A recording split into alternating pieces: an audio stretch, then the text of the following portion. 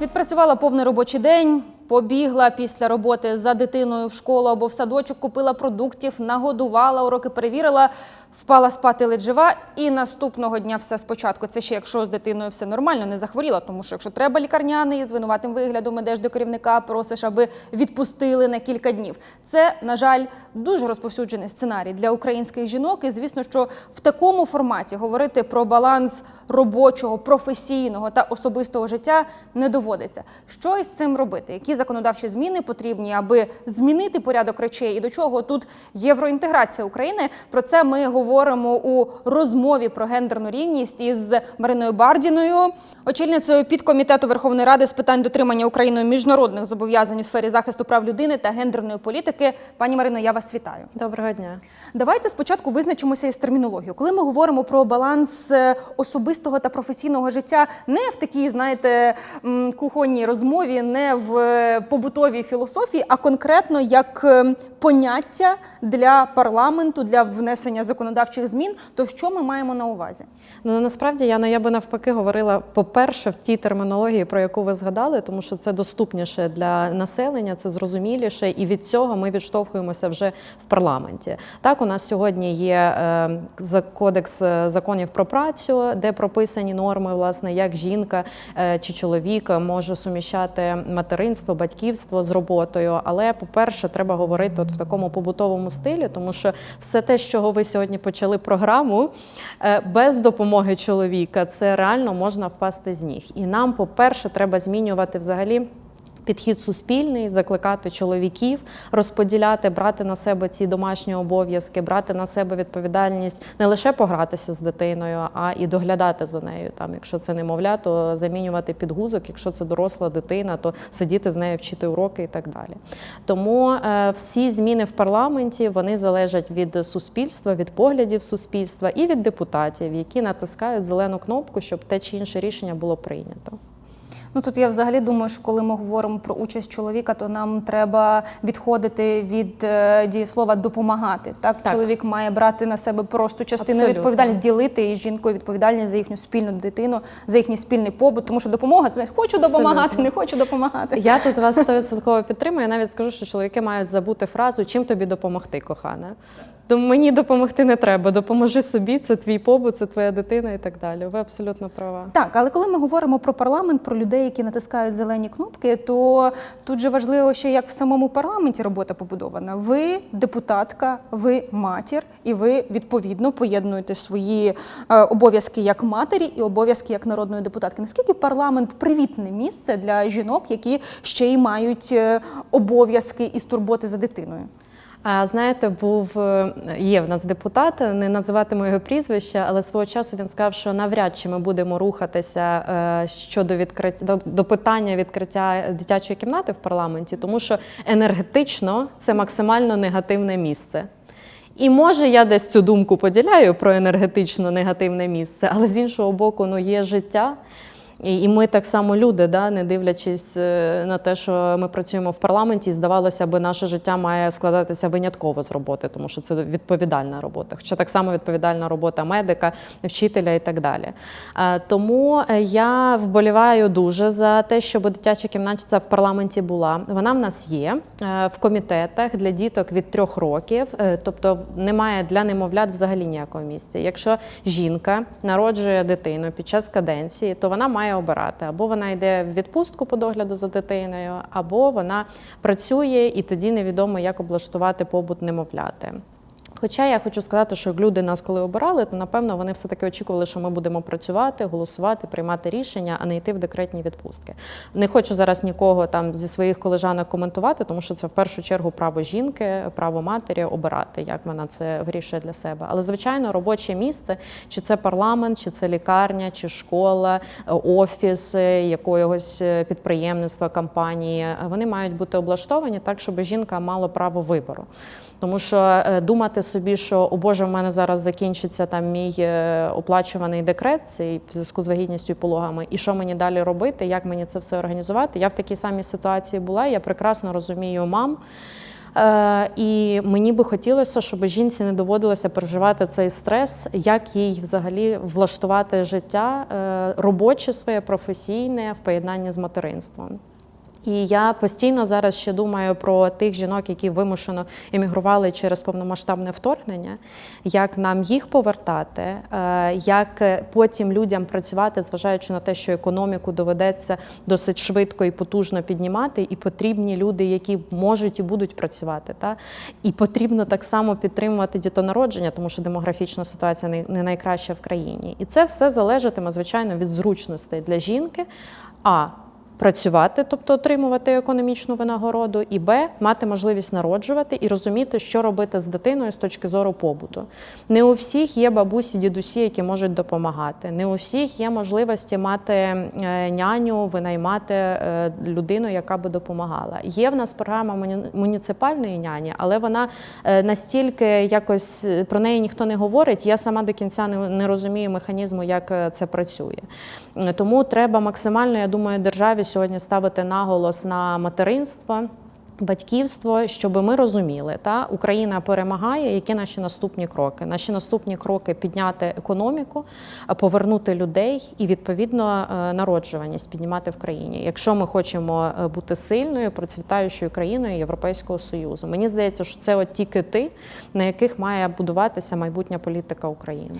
Я думаю, що держава взагалі не має права закликати жінок до народження дітей, якось до бебі-буму, не пропонуючи їм нічого, в цей момент. Просто народжують, у нас не буде для вас кімнат пеленальних і кімнат, де можна дитину нормально погодувати, у нас не буде дитячих кімнат в парламенті, в інших закладах. Просто народжуйте, тому що це ваш священний обов'язок. Тобто тут Абсолютно. потрібні конкретні кроки. І ви знаєте, кожен місяць, коли приходить 860 гривень, я розумію, що зважаючи на мінімальну зарплату, це також велика сума грошей. Але зважаючи на ціни. Ні, зважаючи на ціни, от я думаю про підгузки. Що можна купити, як можна втримати дитину на 860 гривень? Це навіть в межах максимальної економії. Підгузки коштують дорожче. Тому, знову ж таки, ці виплати потрібні, але вони мають бути достойними. І взагалі система повністю реформована доглядової відпустки цієї 3-річної. Не може жінка, а статистично частіше в цю відпустку йде жінка, жити без будь-якої економічної підтримки 3 роки і виховувати дитину. Як це можливо? Так жінки живуть. Так, до наших жінок взагалі немає ніяких питань, тому що вони, які б умови довкола не були, вони з усім справляються. Це просто українські жінки неймовірні. Я захоплююся і тому так давно займаюся темою рівності і намагаюся покращити наше буття. Але ж давайте думати про відпустку, про оплачувану відпустку. Якщо не оплачувана, якісь економічні стимули шукати для чоловіків, щоб вони так само могли розподілити, як це там в Швеції працює, наприклад. Тому що ми, до речі, нещодавні буквально зміни у нас в парламенті відбулися. Є 2 декрети для жінки у зв'язку з народженням немовляти. Перший – це через пологи і вагітність. Така стандартна відпустка, якщо це нормально перебігають пологи, якщо немає кесаревого розтину і одна дитина, це 126 днів. І от український законодавець як сказав жінці робити? Законодавець, держава каже, не жінка сама вирішує. В тебе є 126 днів, 70 ти використовуєш до пологів і 56 після пологів. Це єдиний оплачуваний відрізок часу для жінки через народження немовляти. І умовно я приходжу до лікарки, яка веде вагітність, і кажу, я відчуваю в собі сили, в мене там немає ніяких протипоказань, я хочу далі працювати. Ні, ми маємо відкривати лист непрацездатності, тому що от уже термін 70 днів там до встановленої дати пологів. Чому держава замість мене має це вирішувати? Я розумію, якби там були якісь показання до того, що там мені треба зменшити активність або щось таке. І то це дійсно тоді лікарняний має відкриватися. І ми вирішили в парламенті, я вдячна колегам, мене підтримали, ці 126 днів ми віддали на розсуд жінки. Тобто вона може піти, коли вона схоче в них. Хоче вона йти за 70 днів, як це було раніше, хоче вона йде за 10, за 20, за 5 днів. А інші дні невикористані вона перекидає на післяпологовий період. Таким чином, там, грубо кажучи, 126 днів, 4 місяці, вона може 4-3 нехай місяці оплачуваних використати з моменту, коли народжується немовля. Чому це важливо? Тому що перші місяці життя дитина не тримає голівку, І це ще важче в плані мобільності мами, тому що постійний контроль, щоб там не нашкодити немовляті і так далі. До 4 місяців, ну кінець 3, вже 4, дитинка тримає голову і мама стає мобільнішою. Тобто вона вже здатна вирішити, як їй там це влаштовувати з роботою, хоча б там з точки зору мобільності. От. А далі жінка може взяти цю 3-річну іншу, декрет, 3-річну неоплачувану відпустку. І це капець, тому що вона неоплачувана. Я не знаю ще, як жінки, які не працюють, влаштовують цей побут і взагалі організовують своє життя. Тому мені би дуже хотілося, щоб ми змінили цю 3-річну. Зараз менше можливостей через повномасштабне вторгнення, тому що всі гроші на оборону і відвоювання наших територій, на підтримку людей мають іти. Але це така затратна реформа, і я думаю, що ми повинні всі дійти згоди з Кабінетом міністрів України, щоб шукати ці гроші і залучати ззовні, але все-таки провести таку реформу, написати хоча б сценарій, як це має бути. От мене просто цікавить ваше бачення, як це має бути. 3 роки жінка, ну, здебільшого жінка, так, у нас все ж таки здебільшого, на жаль, лише жінки беруть на себе цю відповідальність і залишаються з дитиною. Сам цей термін, чи що ви думаєте про його розмір? 3 роки людина випадає з ринку праці, ну, вона може не випадати, але тим не менше у неї є така можливість. Це неоплачуваний період, і, відповідно, жінка не хоче втратити те місце, на якому вона, може, була працевлаштована до вагітності, вона якось нелегально підпрацьовує для того, щоб мати можливість жити. Тому що 3 роки без заробітної плати, ну, мало яка жінка може собі дозволити, і це ми вже не чіпаємо тему економічної залежності, так, і все, що з нею пов'язано. То як має це виглядати, оцей період, ця довга відпустка після народження дитини, де тут має з'явитися батько, і що нам досвід європейських країн говорить? Я думаю, це 3 ключові компоненти. Перша – це облаштувати робочі місця, тобто подивитися, знову ж таки подумати, якщо це там якась кількість дітей, ну 10, там зараз на скидку 16, 20 є в колективі, то такий колектив повинен мати дитячий садочок, умовно, дитячу кімнату. Няня, які приводять дітей, і діти там з нянею знаходяться. Або ж дивитися по віку, якщо це там немовлята, які на вигодовуванні ще, то відповідні умови. Тобто перше – це облаштувати робочі місця. В нас в Кодексі законів про працю прописано, що жінка, яка має там дитину, вона може відлучатися на годування і так далі. Але давайте зайдемо хоча б на одне підприємництво і подивимося, чи є там кімната, якщо є, як вона виглядає, як вона облаштована, так? І чи реально є жінки, які там відлучаються погодувати дитину. Тобто, мені здається, що треба трошки осучаснити, зробити на цьому наголос, щоб, як мінімум, багато роботодавців, вони би не були проти, але вони просто до цього не додумуються. І це нормально, тому що ніколи такої от відкритої, дружньої до дітей політики в країні не було, на жаль. Друга компонента – це садочки, зменшення, по-перше, взагалі, щоб у нас було достатньо місць в садочку, щоб а не мами... те, щоб дитина народилася, мама вже в тати, чергу пішла на садочок. не записувалися в чергу, це реальні історії. Я колись жартувала на цю тему, а це виявилося реальні історії. Це не смішно. Це не смішно, але це абсурдно. Так. Треба, по-перше, більше садочків. По-друге, треба зменшити вік, з якого дитина може ходити до того садочку. От ми спілкувалися, на жаль, з приватними садочками, поки тільки, де діток можна віддавати з року або з 2 років. І там теж купа нюансів, купа проблем, тому що це не передбачено державною політикою. Але попит є. І цей попит приватники задовільняють. Але ж ми розуміємо, що приватний садочок не всім доступний. І держава тут має реагувати і зі своїх позицій забезпечувати людей. І третя компонента – це економічна підтримка оцієї довгої декретної відпустки. Я би, звичайно, її зменшувала, але я думаю, правозахисники і Міжнародна організація праці, ймовірно, вони все-таки наполягатимуть на 3 роках, але щоб розділити її між чоловіком і жінкою. Як, наприклад, це працює в Швеції. Швеція для мене ідеальна в плані такого декрету. І там, ви знаєте, для чоловіка це класно піти в декрет, побути з немовлям, там, попіклуватися, перейняти цей досвід. Тому що це насправді унікальна річ, і хто взагалі має одну дитинку, цей досвід потім не повторюється. І просто набутися, набачитися, як людинка розвивається, росте. Тому от такі 3 складові, і ми маємо над цим працювати. Знову ж таки, в нас зараз війна, в нас зараз складні умови, але не можна зупиняти ті речі, які нам необхідні будуть 100%, тому що демографічна ситуація, вона завжди складна, і ми маємо її розвивати, і ми маємо повертати людей, розуміти, що більшість українців сьогодні проживають, тих, хто емігрували в країнах Європейського Союзу, адаптуються там до певних там правил, бачать, як це працює там. В мене, до речі, дівчата знайомі, хто поїхали, їхні діти, кому там 1,5 роки, вони без проблем ходять в садочки, без проблем їх туди. І не тому, що вони українці і, наприклад, Польща та сама допомагає, та підтримує, а тому, що там так працює система, і ми просто вливаємося в цю систему. Тому, звичайно, мама, яка поїхала, яка там облаштувала свій побут так, що вона змогла паралельно працювати і все комфортно. У мене просто питання, що має її стимулювати, крім любові до своєї батьківщини, повернутися сюди. От тому ми маємо вже думати зараз про це і облаштовувати тут відповідні умови. Тому що, звичайно, що це скарб. Всі люди, які поїхали, це скарб, і наша задача їх повернути відповідними умовами.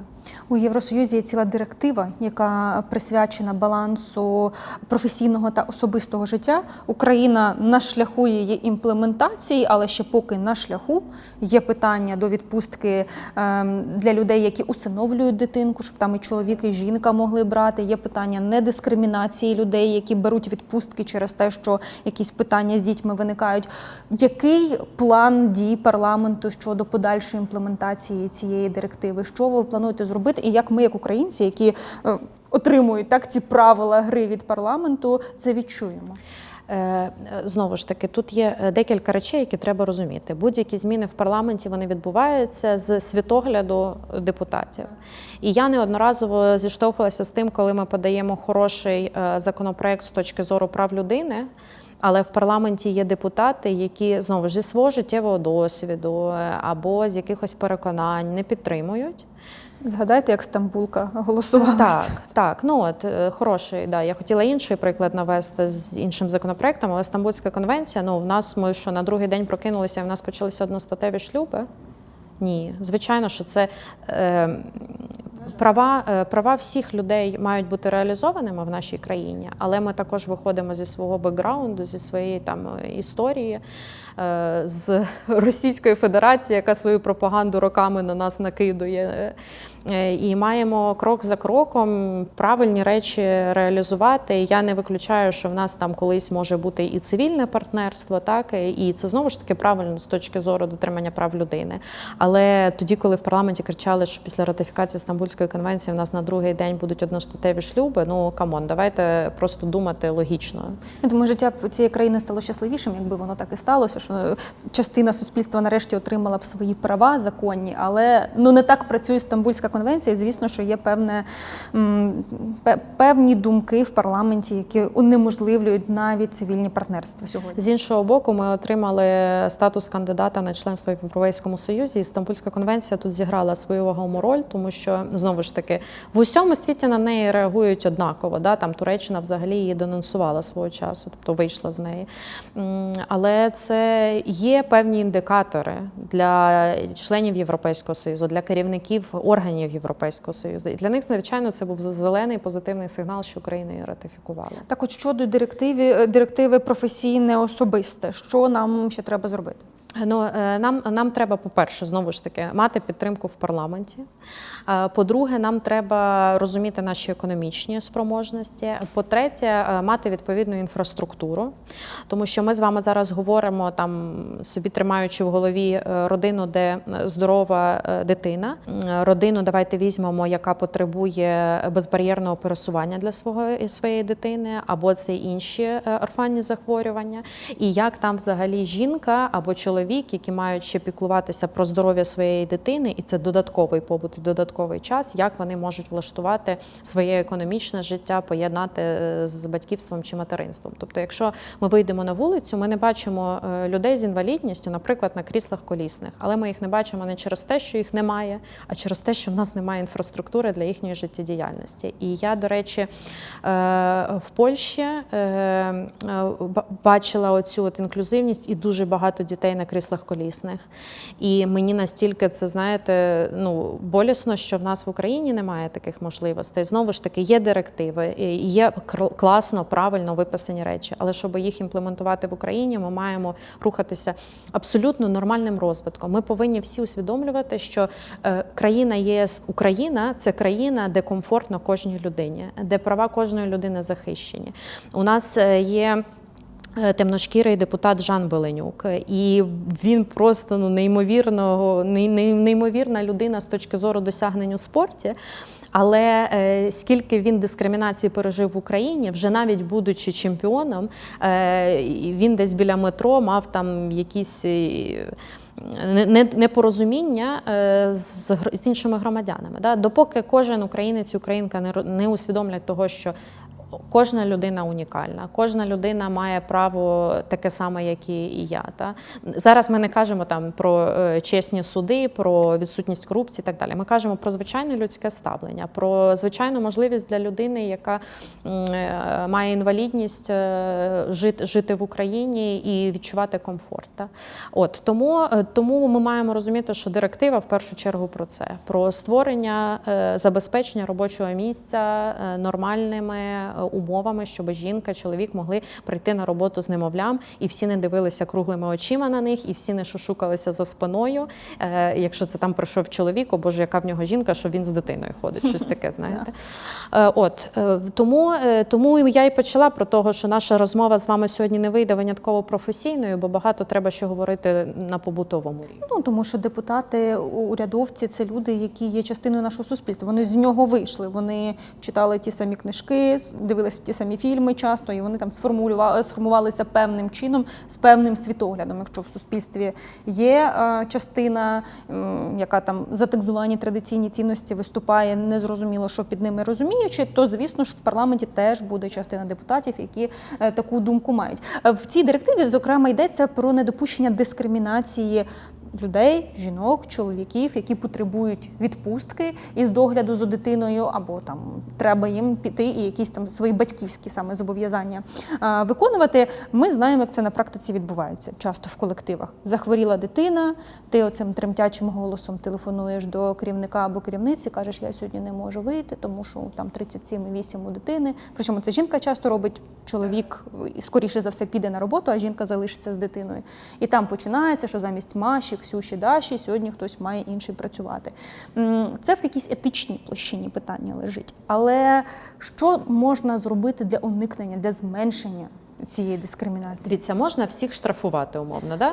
Але це неправильний підхід, тому що він ніколи не буде працювати. І знову ж ми з вами повертаємося до чого? До суспільної свідомості. Жінка повинна жити в тих умовах, коли їй не соромно і коли вважається нормою подзвонити і сказати: слухай, керівництво, у мене дитина з температурою. Очевидно, що хтось має бути поруч. Це буде там чи я, чи чоловік, родина вирішує. Коли ж ми маємо купу цих пересторог, о Боже, щоб мене не звільнили, щоб там спеціально потім не підлаштували, якісь мені там не виносили, як це, умовно, не били мене по рукам за щось. Не підвищували на роботі, тому що ти ж будеш ходити з дитиною. Тут, коротше, я за те, щоб жінки, ми дуже сильні, ми здатні на багато речей, але ми маємо відвоювати свою територію, свій простір, своє дитинство, своїх дітей і так далі, змінюючи свідомість суспільства. Для українок, можливо, зараз наше покоління, відповідальність ця на нас лежить. Так? Законодавець буде працювати. Тобто ми в парламенті, багато є людей, які до цього рухаються. В нас класні чоловіки, правда. Всі розуміють, що таке гендерна політика, для чого це треба. Я реально захоплююся цим скликанням парламенту, тому що немає ніяких шушукань, насмішок і так далі. І більшість законодавства, яке реально в інтересах, не беремо зараз Стамбульську конвенцію, тому що були інші законопроекти приймали з протидії домашньому насильству. Тому я хочу захистити парламент з точки зору того, що, правда, дуже багато свідомих колег, і ми можемо приймати ці зміни. Але не кожен закон написаний одразу дає відчуття людині захищеності або зрозумілості в тій чи іншій ситуації. Це так працює, зараз без деталей. Якщо ми там приймемо закон проти дискримінації, там штрафи, не штрафи, Або там напишемо, що давайте ми за все хороше проти всього поганого, а жінка прийде на роботу, де в неї керівник умовно і ще якихось там радянських поглядів, ну, не знаю, чи допоможе їй одразу наш закон. Та? Мені здається, що він не може там шукати собі способи, як все одно її насварити за те чи інше. Тому я думаю, що жінки в колективах, по-перше, мають єднатися, мають захищати оцю історію материнства. Держава, я тут переконана, от у нас позитивна історія з програмою першої леді з безбар'єрності.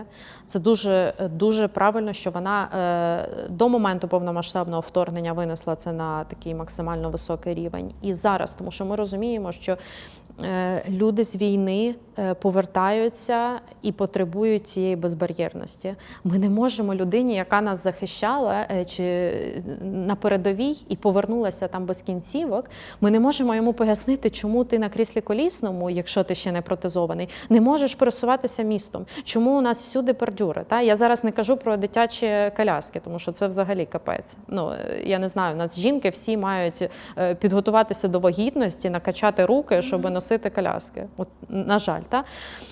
Реальність така. Тому я про що? Про ці суспільні зміни, про цю суспільну свідомість. Треба говорити, треба вкладати це людям, чоловікам в першу чергу в голову, тому що дуже часто чоловіки керівники. Знову ж таки, виходячи, це все взаємопов'язано. І треба просто вкладати в голову, жінкам єднатися і відстоювати права, не боятися. Ти мати, ти маєш всі права. Це настільки цінно народити дитину, виховати її і лишатися економічно підтриманою. Так? Але за це треба боротися. Це також нормально. Зараз. Та? Я думаю, що коли ми будемо країною Європейського Союзу, це буде в 100 разів простіше, тому що вже будуть і директиви ці всі прийняті, і європейська допомога конкретно так буде на це надаватися. Та? Тому я дуже вболіваю, по-перше, за членство, ми до нього прийшли, а по-друге, за те, щоб жінки і чоловіки відчували можливість народжувати і не втрачати робоче місце або свої навики якісь, коло спілкування і так далі. Зараз це складно, і жінки, які вирішують для себе пройти через це, я їх просто неймовірно підтримую і вдячна, тому що вони можуть бути прикладом для сотень інших жінок. І нам треба про такі історії говорити публічно. Нам треба заманювати, запропонувати до співпраці медійних людей, хто можуть своїми там інструментами закликати жінок народжувати, а керівників чи керівниць в колективах облаштовувати відповідні умови для поєднання. От я зараз це говорю і думаю про парламент. Я не можу до парламенту прийти з немовлям. Тому що там немає облаштованого місця, де дитину можна погодувати, перепеленати. Звичайно, це там як ед-хок, воно облаштовується, але на постійній основі немає виписаних документів з приводу перепусток для дітей, там, для супроводжуючої особи до стін парламенту.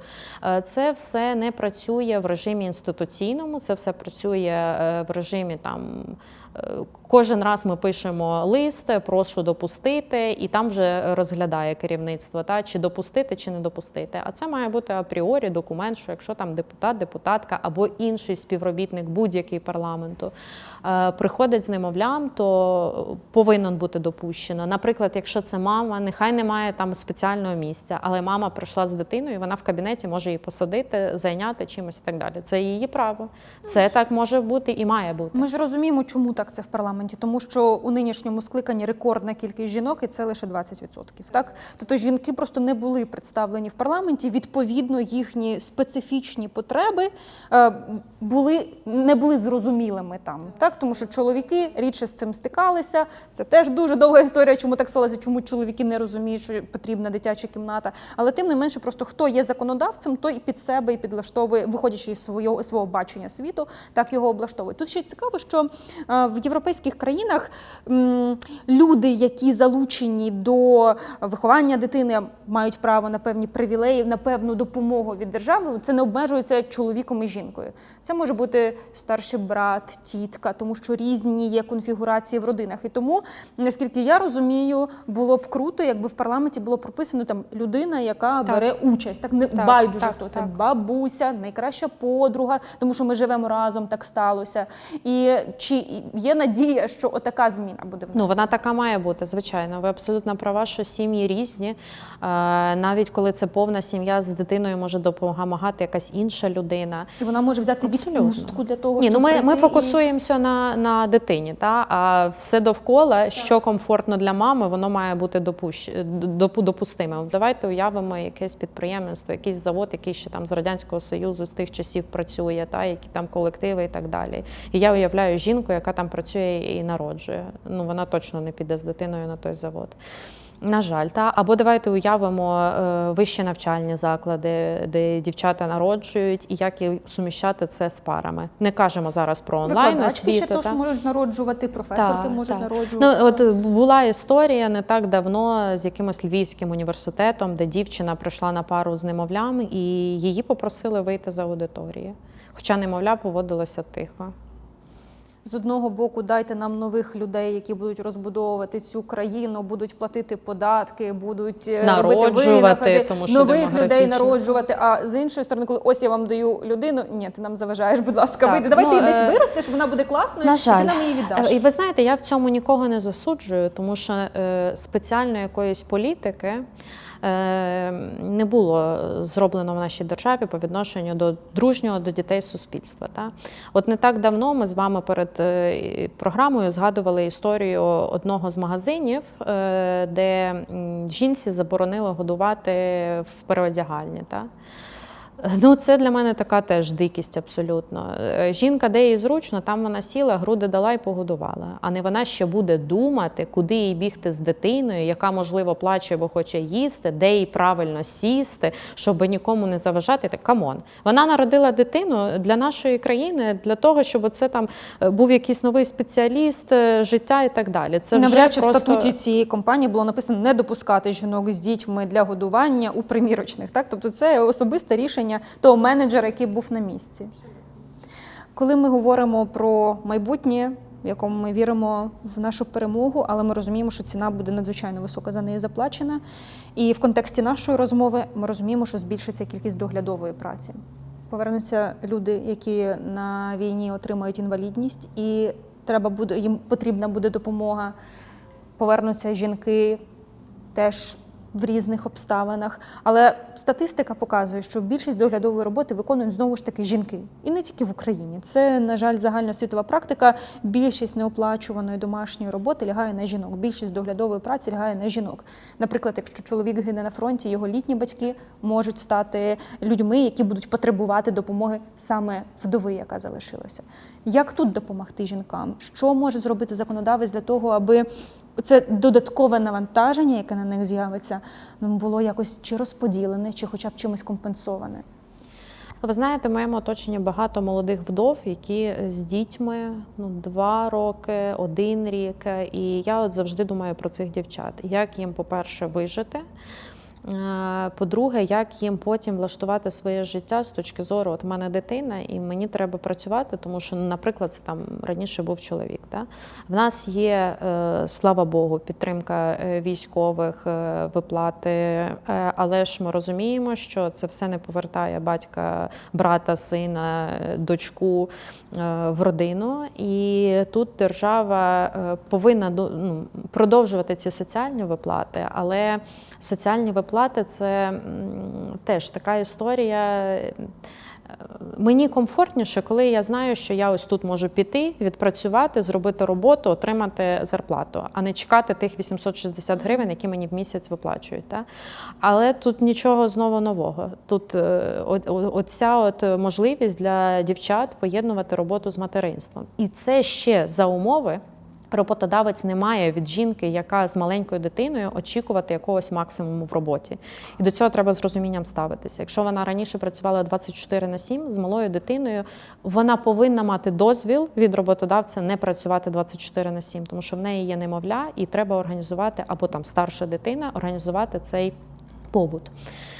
Тому це знову ж таки через свідомість. І я думаю, що такий топ-менеджмент держави має почати про це говорити вже, не після перемоги і так далі, а почати говорити вже, тому що дійсно сьогодні повертаються або не повертаються наші захисники-захисниці, і сьогодні вже є ці виклики для їхнього подружжя або для сімей, де лишаються дітки. Я пам'ятаю буквально перших днів війни, повномасштабного вторгнення, коли загинули прикордонники, це було 24 лютого, і є сім'я, де взагалі лишилося двійня новонароджена.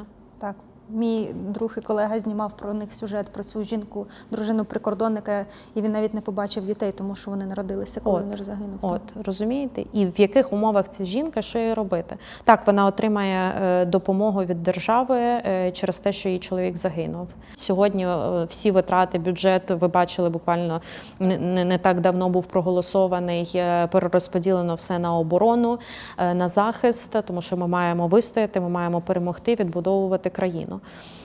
Тому, знову ж таки, повертаємося до того, з чого ми почали. Це можливість для жінки поєднувати, коли від неї не очікують якогось періоду максимального залучення до роботи. Тому я думаю, що кожен роботодавець десь має приймати для себе це внутрішнє рішення, якою б не була ситуація, але підтримати жінку, в якої є дитина. Ну і щоб ми наприкінці вийшли на таку позитивну ноту, чи знаєте ви хороші приклади у приватному секторі реалізації певних політик і механізмів, коли працівникам завдяки цьому вдається балансувати професійне та особисте? По-перше, це підтримка економічна, це якісь там додаткові виплати за народження дитини. По-друге, це додатковий декрет. Теж похвалю наш парламент. Ми прийняли 2 тижні відпустки в зв'язку з народженням дитини для батька дитини або для іншого члена сім'ї, якщо це там неповна родина, наприклад. І я думаю, що цього недостатньо 2 тижні, але це перший крок. Тому є компанії, приватний сектор, знову ж таки корпоративний сектор, який дає відпустку чоловікам, там і 14, і 16 тижнів, знаю, і це клас, це дуже правильно.